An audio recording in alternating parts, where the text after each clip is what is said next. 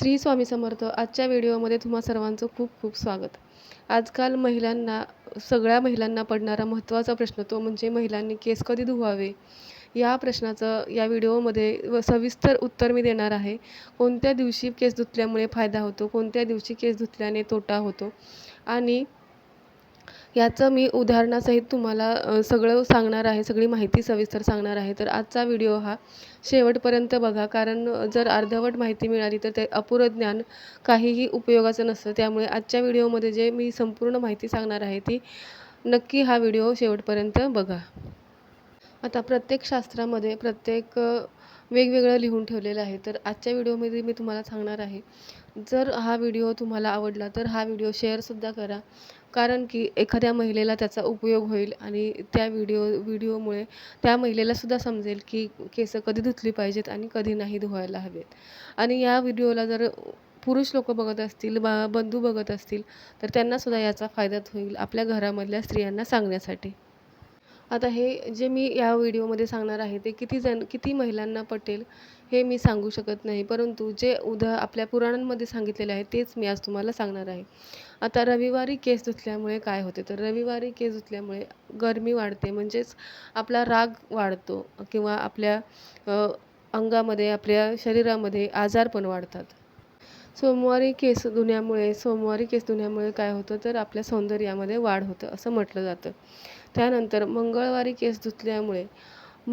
केस धुतल्यामुळे म्हणजे जास्त अतिशय दुःखद असा आपल्याला किंवा मोठा आजार होण्याची शक्यता असते. बुधवारी आपल्याला केस धुवायला हवीत, कारण बुधवारी केस धुतल्यामुळे लक्ष्मी प्राप्ती होते असं मानलं जातं. गुरुवारी केस धुतल्यामुळे धनाची हानी होते, म्हणजे नुकसान होते, आर्थिक अडचण येऊ शकते. घरामध्ये कुणीही केस धुतले, घरामधल्या कोणत्याही महिलेने केस धुतले तरीसुद्धा धनहानी होऊ शकते. गुरुवारच्या दिवशी सौभाग्यवती महिलांनी केसांवरती पाणी टाकू नये, कारण त्यामुळे गुरु आपला खराब होतो आणि गुरु खराब होणं म्हणजे घरातल्या बृहस्पती म्हणजे घरातल्या कर्त्या पुरुषावरती संकट येण्याचं आहे.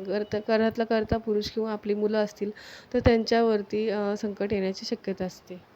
आता शुक्रवारीसुद्धा केस धुतल्यामुळे दुःख भोगायला येऊ शकते असं मानलं जातं, परंतु व्यावहारिकदृष्ट्या आपण बघतो म्हणजे आत्ताच्या काळामध्ये शुक्र हा सौंदर्य वाढवणारा ग्रह आहे. तर शुक्रवारी केस धुतले जाऊ शकतात आणि महिला धुतात शुक्रवारी केस.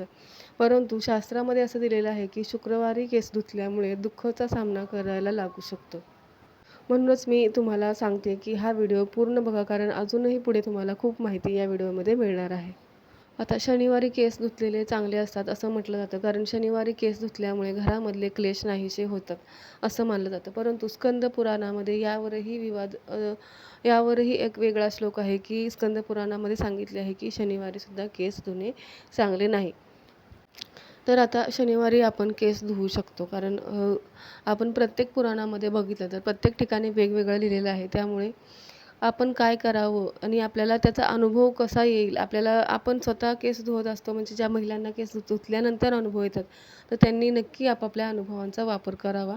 आणि आपण आता बघूया, मी रविवार, सोमवार, मंगळवार, शुक्रवार, शनिवार या दिवसांमध्ये आपण केस कधी धुवायला हवेत हे आपण बघितलेलं आहे. तर आता आपण अमावस्या, पौर्णिमा कोणत्या तिथीला केस धुवावे हे आपण बघूया.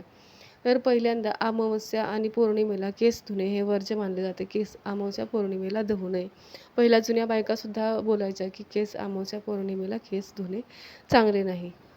एकादशीला तुम्ही केस धुवू शकता, एकादशीच्या दिवशी केस धुवू शकता, परंतु एकादशीनंतर द्वादशीला केस धुवू नये. त्यानंतर संक्रांतीला सुद्धा केस धुवू नये.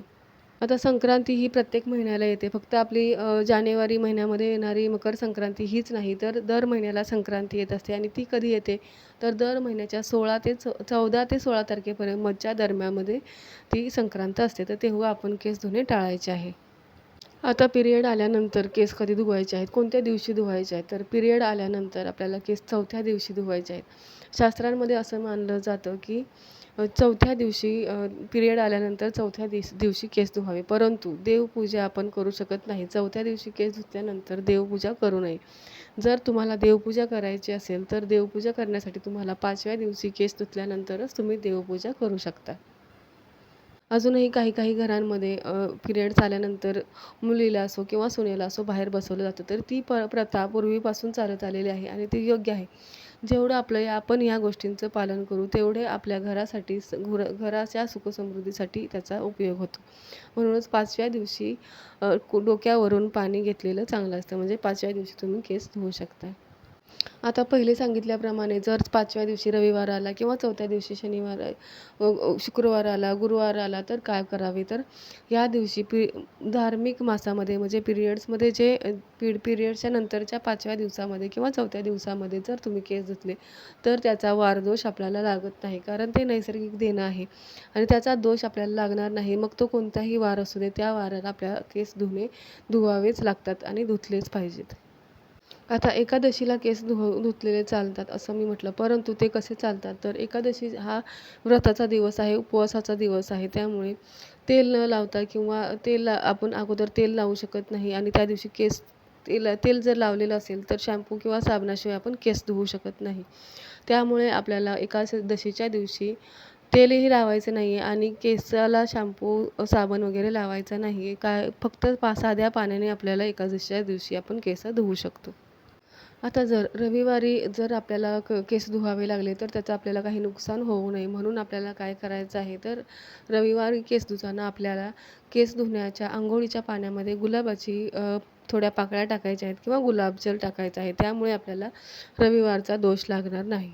आता गुरुवारच्या दिवशी जर आपल्याला केस धुवावे लागले तर काय करायला हवे, तर त्या अंघोळीच्या पाण्यामध्ये आपल्याला थोड्याशा दुर्वा टाकायच्या आहेत आणि नंतर आपल्याला केस धुवायचे आहेत. मंगळवारी जर आपल्याला केस धुवावे लागले तर आपल्याला आपल्या तुळशीचं जे रोप असतं आपल्या घरामध्ये त्याच्यातली थोडीशी माती आपल्याला अंघोळीच्या पाण्यामध्ये टाकायची आहे. त्यामुळे आपल्याला मंगळवारचा दोष लागणार नाही.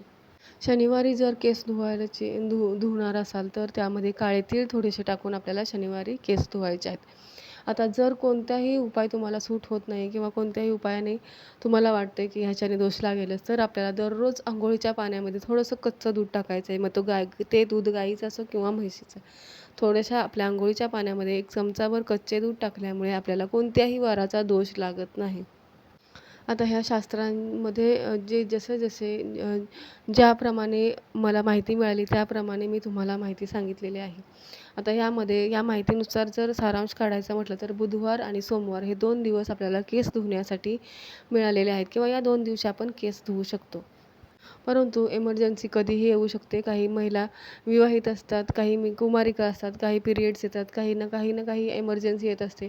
तर यावेळी कोणत्याही वारी केस धुतले तरी त्या वाराचा आपल्याला दोष लागत नाही. त्यामुळे जर तुम्ही केस धुवत असाल तर कोणतीही मनामध्ये शंका ठेवू नका. एमर्जन्सीसाठी आपण कोणत्याही वारी केस धुवू शकतो. परंतु जर आपल्याला वेळ असेल किंवा आपल्याला जर मनामध्ये शंका येत असेल तर ज्या वस्तू टाकून मी केस धुवायला सांगितलेल्या त्या वस्तू टाकून तुम्ही केस धुवू शकता. तर आजच्या व्हिडिओमध्ये माहिती तुम्हाला कशी वाटली आणि तुम्ही याबद्दल सहमत आहात की नाही? जरी सहमत नसाल तरी कमेंटमध्ये नक्की सांगा. तुमचे विचार कमेंटमध्ये नक्की सांगा आणि व्हिडिओ कुठेही आवडला असेल तर व्हिडिओला लाईक करा, चॅनलला सबस्क्राईब करा. पुन्हा भेटूया. तुम्हाला अजून कोणत्या विषयावरती तुम्हाला माहिती हवी आहे किंवा कोणत्या विषयावरती तुम्हाला व्हिडिओ हवा आहे ते सुद्धा तुम्ही कमेंटमध्ये नक्की सांगा. पुन्हा भेटूया पुढच्या व्हिडिओमध्ये. तोपर्यंत धन्यवाद. श्री स्वामी समर्थ.